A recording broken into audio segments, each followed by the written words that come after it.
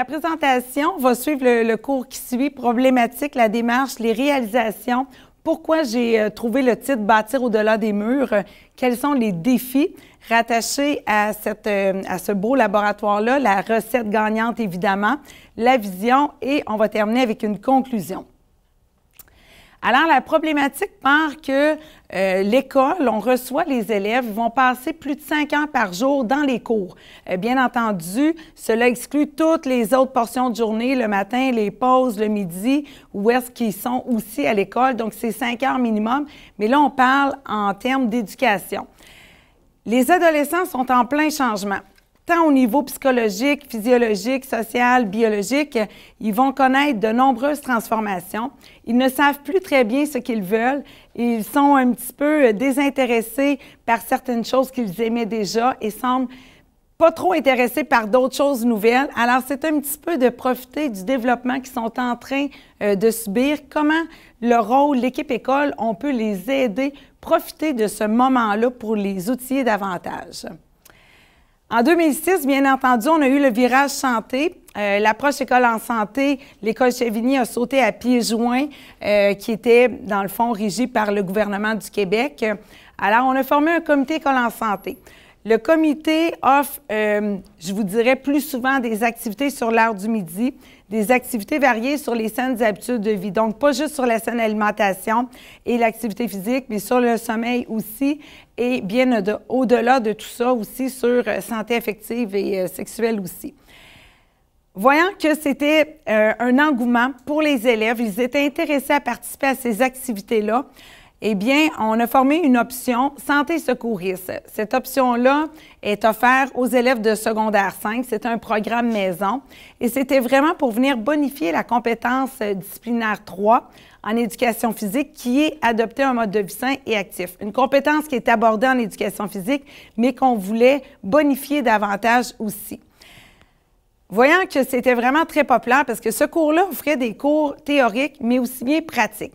Alors, je vous donne un exemple. En conditionnement physique, on voyait des notions théoriques, les systèmes énergétiques, et j'amenais les élèves à se bâtir, à planifier un petit entraînement qu'ils pouvaient éventuellement refaire. Je vous rappelle que j'enseigne la majorité à des élèves de secondaire 5, donc je tentais de leur faire un petit sac à dos sur les saines habitudes de vie pour dire, bien, rendu au cégep, vous allez pouvoir fouiller dans vos petits outils que vous avez et pour être autonome au niveau des saines habitudes de vie. Par contre, au niveau de l'alimentation, c'était pas évident. J'avais beau enseigner des notions théoriques, essayer en partenariat déjà avec le concessionnaire, il venait en classe, dans une classe avec, vous connaissez, les rangs et tous les bureaux. Il venait avec ses couteaux, ses planches à découper, tout ça, et on tentait de faire des petites activités sur la saine alimentation.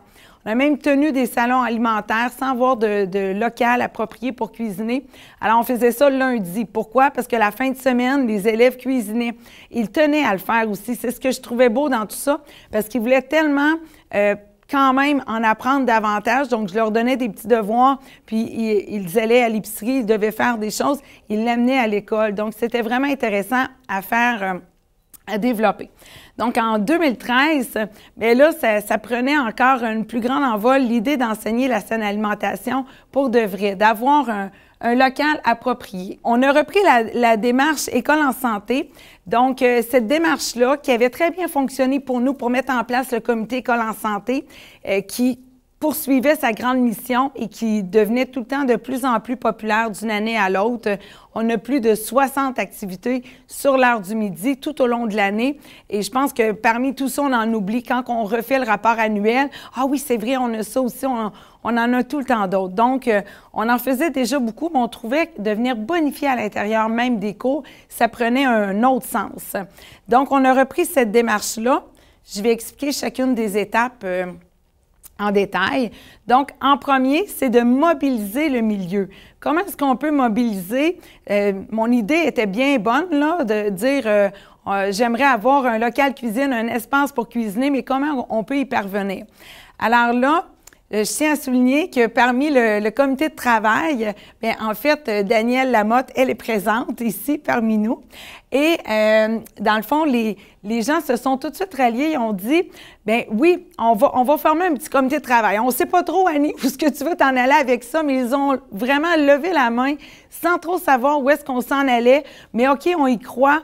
On va tenter de faire quelque chose avec ça. Fait que c'est vraiment la beauté, là. C'est le début, là, pas plus compliqué que ça. Analyser la situation. Maintenant, on s'est rencontrés, on a tenu plusieurs rencontres de ce comité de travail-là et on s'est dit, bon, comment on va commencer? Bien, on va essayer de voir qu'est-ce qu'on veut avec ça. Et là, c'est là qu'on a développé la mission, le laboratoire culinaire qui a pour mission de faire la promotion de la saine alimentation et de développer des compétences qui visent la santé globale. Elle est quand même générale parce que vous comprendrez qu'on veut développer au-delà des compétences culinaires. Donc, les objectifs pour apprendre et développer les compétences culinaires, évidemment. Développer les compétences transversales qui ne sont pas évaluées mais qui doivent être enseignées. Utiliser des aliments ayant de bonnes valeurs nutritives et bien sûr des recettes qui sont en lien avec la vision de la saine alimentation. La saine alimentation, tous les aliments sont permis, bien entendu. Je vous rappelle qu'on est dans un milieu d'éducation et pour moi, c'était vraiment quelque chose que je voulais être la gardienne de ça, de dire on ne viendra pas dans le laboratoire faire n'importe quoi ici. On va travailler avec des aliments qui sont dans le verre, qu'on doit utiliser au quotidien dans notre assiette, qui sont le moins transformés possible. Alors, c'est tout le temps de bonifier. Ça ne veut pas dire qu'on ne fait pas rien de spécial dans les occasions comme à Noël, à l'Halloween, tout ça, mais on va venir bonifier les recettes pour les rendre le plus possible en lien avec la saine alimentation. Bonifier le plan de réussite et le plan éducatif. Alors, ça a bien tombé, nous étions en réflexion.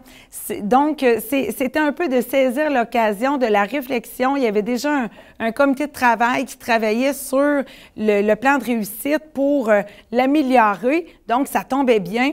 Alors, tout de suite, c'est la santé globale qui a été mise au centre des préoccupations qui vient englober tout le projet éducatif, le plan de réussite de l'école. Donc, à ce moment-là, on est certain que c'est gagnant parce qu'on peut tout le temps se ramener, si les activités ne cadrent pas, bien, on peut toujours se ramener au projet éducatif de l'école. Mettre en place le plan de réussite. Bien, il fallait vraiment faire le premier pas parce que c'est bien beau, on est encore dans les idées, puis dans l'écriture, puis dans le comité de travail. C'était bien beau, on en rêvait encore, mais là, si on veut voir le rêve aboutir, bien, il fallait faire un premier pas. Et c'est là que l'idée est venue de faire un défioton. On a eu la chance de le faire avec Pierre Lavoie, qui a amené une visibilité, évidemment, et surtout, je vous dirais, une mobilisation de toute l'équipe école. Lorsqu'on a marché, qu'on est parti d'ici de l'école le matin, les 1200 adolescents, membres du personnel, puis on a marché 5 km pour aller au centre-ville, à la salle Jean-Antonio Thompson pour entendre sa conférence très inspirante. Donc, là, c'est là que les gens, là, ils venaient nous voir après, puis « Wow, on pensait pas que c'était gros comme ça, votre idée, puis maintenant, on comprend l'ampleur, puis c'est vrai que ça a pris... » Donc, ça a donné tout un sens à cette mobilisation-là. Et bien entendu, on a eu notre premier partenaire financier, Caisse des Jardins des Trois-Rivières, qui nous a permis de faire notre premier envol. Donc, c'était parti, on était bien contents. Mettre en œuvre le plan de réussite aussi, ça veut dire de soutenir les actions. Donc, on a formé un comité pédagogique. C'était bien beau encore l'idée d'avoir un super laboratoire, mais comment est-ce qu'on peut vraiment l'utiliser et au maximum et surtout bien l'utiliser? Donc, un comité pédagogique a fait des réflexions pour le rendre accessible à plus. Je vous rappelle qu'il y avait l'option cuisine que j'avais développée, mais mon but n'était pas ça parce que l'idée, quand j'avais l'idée d'avoir un local cuisine, je l'imaginais, je vous dirais, vraiment de base, dans une salle classe avec vraiment de base. Mais quand tout le monde a embarqué, ça a fait en sorte que non, ça va devenir un projet central à l'école. Alors, vous avez vu l'ampleur que ces 2 locaux qui ont été aménagés et ça a été encore plus gros que mon idée de départ. Alors, je me disais, OK, bien, tant qu'à le faire gros comme ça, bien, on va vraiment bien le faire. Alors, le comité a réfléchi comment est-ce qu'on pourrait faire en sorte que tous les élèves de l'école puissent avoir accès à ces ateliers-là. Et c'est là qu'on a eu le partenariat avec l'Atelier des chefs pour la formation des ateliers culinaires pour adolescents. On les connaît aussi pour les brigades culinaires en parascolaire. Ils ont aussi un programme pour adolescents qu'on a intégré à travers nos cours d'éducation physique pour notre part. C'est comme ça qu'on a réussi à le rendre accessible. IGA, Jean 23, est un de nos partenaires très importants qui fournit les aliments. Alors, comment on veut transformer des aliments si on n'en a pas, si on a le beau local? Alors, pour nous, ça, c'est vraiment des partenaires majeurs là, qui font que ça fonctionne bien. La coordination aussi. Donc, je suis dégagée dans ma tâche. C'est important d'avoir des heures attribuées à ça. Bien sûr, il y a de plus en plus de projets. Il faut penser à ajouter davantage aussi, d'avoir un technicien, une technicienne. Ça sera dans l'avenir quelque chose qui va être important aussi.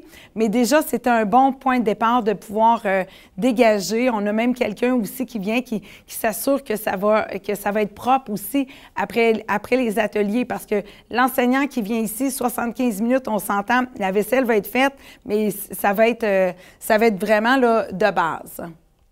Poser un regard critique. Alors, c'est là l'idée que j'ai eue d'évaluer les ateliers. Les résultats vont être à venir. Les ateliers ont été évalués, ceux qui ont été donnés ici, parce que c'est ce qui rend la force du projet encore plus grande. Souvent, il y a des bonnes initiatives qui existent, mais qui ne sont pas évaluées. Alors, c'était un mandat qu'on trouvait important, ce que l'École en santé nous a amené. Donc, Julie, qui trouvait que c'était vraiment important de tout le temps bien évaluer nos activités pédagogiques qu'on faisait à même École en santé.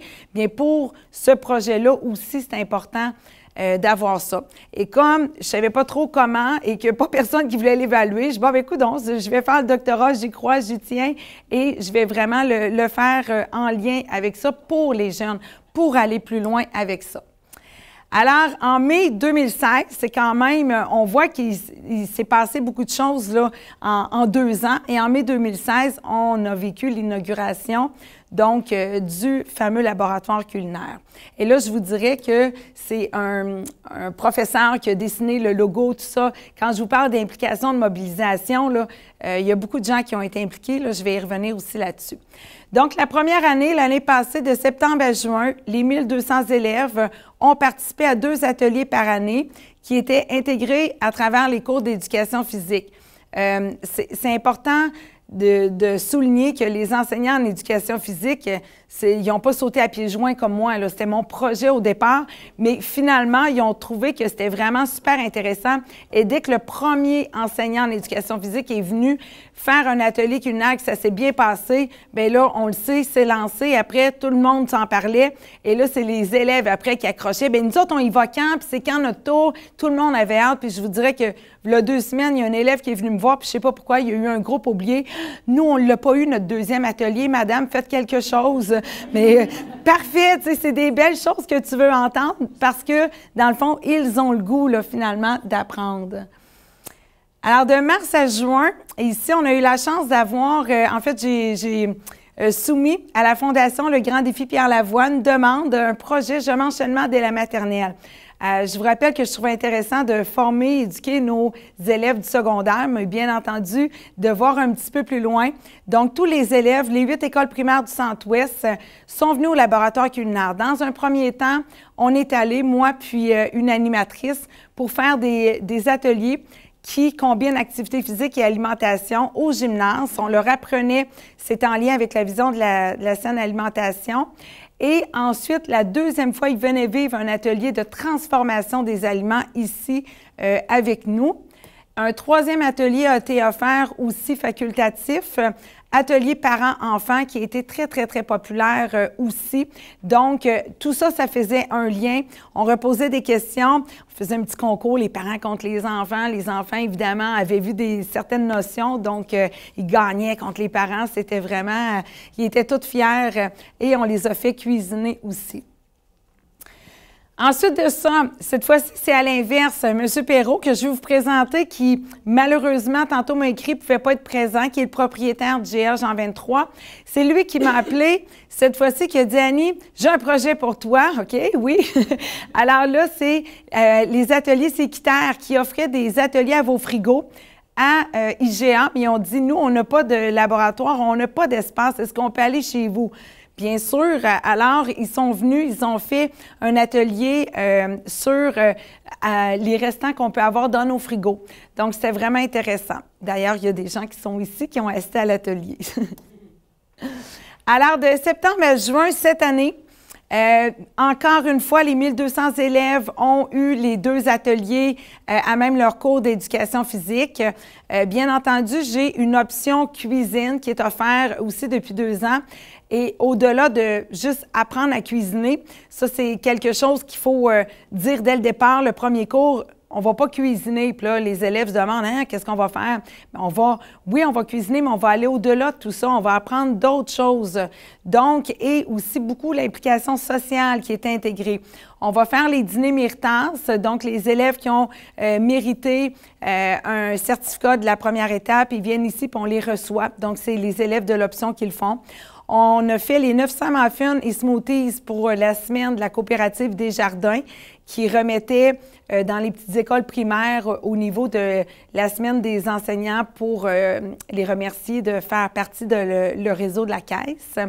Avec Francisation, École en fleurs, on fait plein de liens, beaucoup d'implications. Ensuite de ça, j'oublie pas Cuisinons avec Moisson. De décembre à mai, ceux qui étaient là en novembre dernier, au Poivre Noir, lors d'une conférence 100 degrés, j'étais arrivée en avant avec une grosse canne de pois chiches et on avait dit, on a un projet, on va faire quelque chose. On avait un petit début de recette, tout ça. Mais j'ai vraiment hâte tantôt que Andréane vous présente l'ampleur du projet. Dans le fond, j'en dis pas plus parce que je veux que vous alliez la voir tout à l'heure lors de l'espace découverte. Donc, avec Andréane, mais aussi avec d'autres partenaires, d'autres nutritionnistes. Ensuite de ça, en mai dernier, j'ai eu une bourse aussi de la Fondation Desjardins. J'alimente mes sens. Je trouve ça important aussi de démontrer d'autres choses que juste, comme je vous disais, cuisiner. Donc, l'alimentation, pourquoi on mange aussi avec les yeux, le nez, tout ça, c'est important. Donc, on a fait des ateliers qui est en lien avec ça. Il y en aura d'autres qui vont être poursuivis à l'automne aussi avec des élèves du primaire aussi pour faire un lien là, avec tout ça. Alors, bâtir au-delà des murs, on arrive au cœur de la thématique. Pourquoi ça s'appelle comme ça? On a le programme de formation de l'École québécoise, l'École en santé, qui découle en 3 niveaux. Je vous ai parlé beaucoup d'écoles pour l'instant, mais si on va un petit peu plus loin, au niveau de l'école, bien sûr, il y a toute la vision, la concertation de l'équipe école, la collaboration qui doit se faire. Vous avez vu des projets tant primaires, secondaires, et oui, je suis chargée de cours aussi. Donc, j'amène les étudiants de l'université aussi parce qu'ils vont avoir éventuellement à me remplacer. Ça me prend de la relève. Donc, ils doivent, eux autres aussi, savoir comment enseigner. Au niveau de la famille, on tente de faire des ateliers. Je vous dirais que c'est peut-être un volet encore à bonifier. On ne peut pas tout faire non plus en même temps, mais d'impliquer des parents, on en a pour notre phase 2 que vous allez découvrir tout à l'heure et refaire d'autres ateliers parents-élèves aussi. Au niveau de la communauté, on a la chance d'avoir des bons partenaires, puis je remercie 100 degrés aussi, c'est super intéressant. Depuis, quand ils m'ont demandé pour être ambassadeur, bien, oui, c'est des choses que je fais déjà, m'impliquer dans la communauté. Donc, je trouvais que c'était juste intéressant de dire on est encore une plus grosse équipe. Donc, ça, je trouve que c'est un très, très beau lien. Donc, différents partenaires, organismes là, qui ont accès aussi là, au laboratoire. Au-delà des compétences culinaires, donc, qu'est-ce qu'on veut? C'est l'alimentation devient un prétexte pour développer de façon globale, les jeunes. Donc, aller au-delà. Donc, c'est aussi le bâti intérieur. Ça vient un petit peu avec, c'est pas juste le bâti extérieur, les murs, tout ça, mais comment on peut amener l'élève à aller plus loin, à être fier de lui puis à prendre confiance en lui. Alors, évidemment, je trouvais ça important. Je parle beaucoup d'alimentation, mais j'avais une élève qui m'a avoué qu'elle était anorexique. Alors, quand j'ai entendu ça, t'en as un petit peu, là, je suis pas prête d'être outillée. Alors, je trouvais ça important de faire partie. Oui, je suis membre du LORICAR pour vraiment intervenir de la bonne façon avec les élèves. C'est super important. Donc, voilà. Et ici, bien, je voulais présenter un continuum, le développement des saines habitudes de vie. J'ai plusieurs chapeaux. Je suis aussi maman d'adolescents qui sont là. Alors, Alors, ce que je trouve important de mentionner ici, c'est que la saine alimentation, c'est un continuum. Ça ne se développe pas du jour au lendemain. Peut-être que les enfants ont eu la chance d'avoir une bonne base dès le départ, de pouvoir bien manger, puis d'avoir des bonnes notions. Quand tu arrives à l'adolescence, ben on n'y échappe pas. Les goûts changent, OK? Puis je vous le dis, je le vis à tous les niveaux. Donc, les goûts changent. Ah, puis ce qu'ils mangeaient, là, ils veulent plus le manger. On revient au désintérêt de tout à l'heure.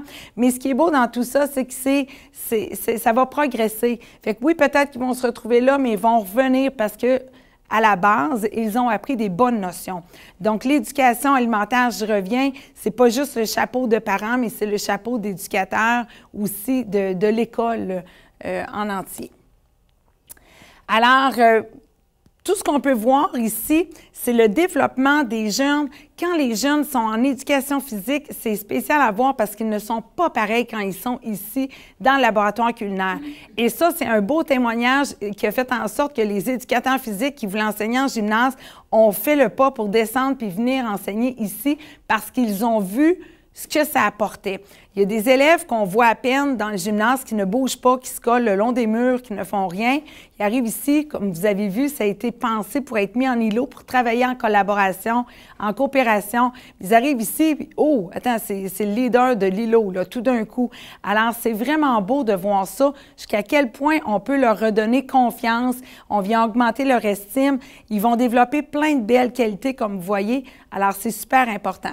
Bien sûr, on a cet aspect-là que je n'ai pas encore parlé beaucoup, mais j'ai beaucoup de choses à dire, là. On fait du compost, puis c'est un élément qu'on valorise aussi là, beaucoup. Et bien entendu, de plus en plus de recherches démontrent qu'il y a un lien avec tout ça pour augmenter la réussite scolaire.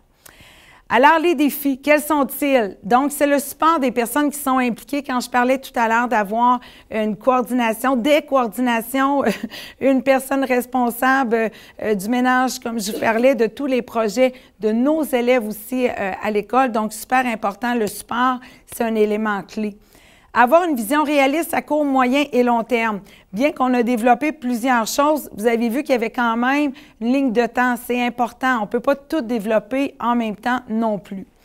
Évaluer et réajuster sa démarche, bien, ça se peut qu'on change des choses, ça se peut qu'on ait à revenir, à reculer de 2 pas, on en fait un, puis après ça, bien, on va avancer peut-être un petit peu plus vite. Alors ça, c'est super important. Et je reviens au comité, c'est important de ne pas être tout seul là, non plus là, dans tout ça. La recette gagnante, bien, c'est se permettre de rêver, d'y croire. C'est je vous dirais même une petite dose de naïveté, de dire, bien, tout est possible, on l'essaie, puis on y croit tellement bien, qu'on réussit à rassembler les gens alentour, puis on réussit à avoir des petites réussites qui vont faire en sorte que, bien, go, on fonce, on va y aller. Création d'un comité de concertation de l'équipe, j'en ai parlé tantôt. Passer à l'action et créer une ligne de temps, un échéancier de travail, se donner des actions. Et là, moi, dès le départ, j'en parlais à mes élèves. Hey, j'ai cette idée-là. Bien là, après ça, là, oh, ils m'en reparlaient eux autres. Puis, hey, est-ce que ça avance, madame, votre projet? Puis tout ça, je devais rendre des comptes, là. Là, j'avais plus le choix. Donc, ça devient aussi une belle motivation de dire, OK, on y va. D'avoir une vision intégrée, d'intégrer la communauté, les partenaires, tout le monde. Puis là, je mets mon chapeau un petit peu de la bécole, là, mais c'est ce qu'ils rêvent de faire, les fondateurs. Mais en fait, on y rêve tous. Et c'est tellement beau de voir que finalement, on n'est pas tout en silo. On appelle quelqu'un, ben oui. On dirait que tout s'enfile, tout fonctionne, mais il faut juste prendre le temps de prendre les bons filons. Alors, ici, je voulais mettre des petites photos, là. On a un ouvrier ici qui est présent. Je trouvais ça important. Écoutez, c'est tout le monde qui aide. Tantôt, il y en a qui sont arrivés. Le concierge est là, le technicien en informatique, la secrétaire en avant, la direction. Tout le monde aide pour que ça fonctionne bien. Alors ça, là, c'est vraiment la clé du succès d'avoir une équipe multi qui sont toujours là avec nous. Alors, la phase 1 était le laboratoire culinaire, ce que vous avez vu. Si on veut aller un petit peu plus loin, voir qu'est-ce qui s'en vient.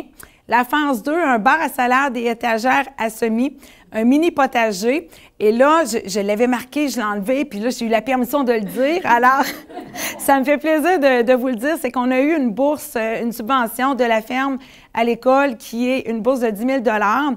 Et bien, merci beaucoup, Mme Doucet, d'être là, parce que Mme Doucet, elle représente le chapeau, le concessionnaire, M. Luc Beauchesne, qui ne peut pas être là parce qu'il a déjà commencé à travailler dans les camps de vacances. Mais ça ne pourrait pas être possible, cette phase 2-là, si on n'avait pas le beau partenariat, la collaboration. Donc, la gestion, c'est eux autres en plus qui la prennent de leur côté. Le bar à salade va être du côté du concessionnaire, mais nous, dans le fond, on va avoir des tablettes à semis. On va pouvoir faire pousser des jeunes pousses, des fines herbes, doucement intégrer des légumes. On a la chance d'avoir une serre aussi à l'école. L'école en fleurs qui va embarquer dans le projet. On a une école-usine aussi qui vont faire les tablettes à semis. Fait que quand je vous parle d'une vision intégrée, c'est tout ça, c'est de rattacher tout le monde. Donc ça, c'est l'année prochaine que ça va être mis en branle et éventuellement la classe extérieure et le potager. Mais là, aujourd'hui, là, je dois vraiment faire un petit clin d'œil. J'ai vu un croquis d'une classe extérieure parce qu'on en avait parlé, puis il y en a un qui... Il y a comme quelque chose qui fait qu'on va peut-être l'avoir plus vite qu'on pensait. Donc, je suis vraiment heureuse de l'apprendre. Donc, ça va être une autre phase là, aussi à venir. Alors, ce qui est important de voir dans tout ça, c'est la vision du système alimentaire.